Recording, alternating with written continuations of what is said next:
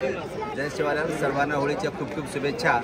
हजारो वर्षाची परंपरा असलेला हा बंजारा समाज हजारो वर्षापासून एक गाव एक होळी म्हणजे तांड्यातील नायक, हसाबी, कारभारी, डायसाण सगळे समाजसेवक मिळून एक गेऱ्याची निवड केली जाते। तो गेऱ्या रात्रभर होळीचं नियोजन केलं जातो। आता हे जे बंजारा समाज आहे या समाजामध्ये जवळपास 1 महिन्यापासून होळीची तयारी चालू होते।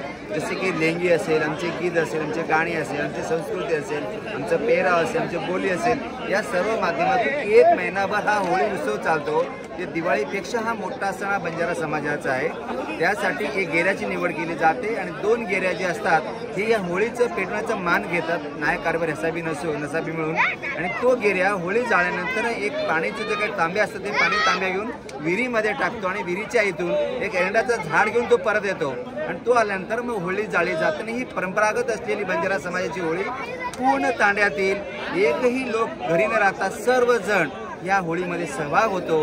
आणि होळी हा असा उत्सव आहे ज्याच्या घरामध्ये मुलगा होतो त्या घरामध्ये धून केला जातो। धून केले जाते म्हणजे त्या मुलाला शिकवलं जातं की शिकायचं, शिकावचं, शिके राज घडावचं। असा हा समाज लहानपणीच मुलाला शिकवण देतो की बाबा रे तुला शिकायचं आहे, तुला क्रांती करायची। असा हा वैभवशाली समाज आज होळी निमित्त समस्या बघितलं असेल तर हजारो जनसमुदाय एकत्र जमलेला आहे।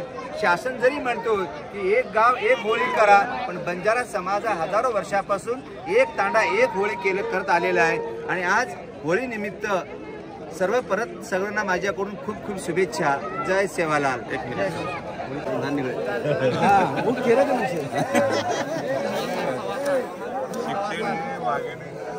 दूध आहे आपण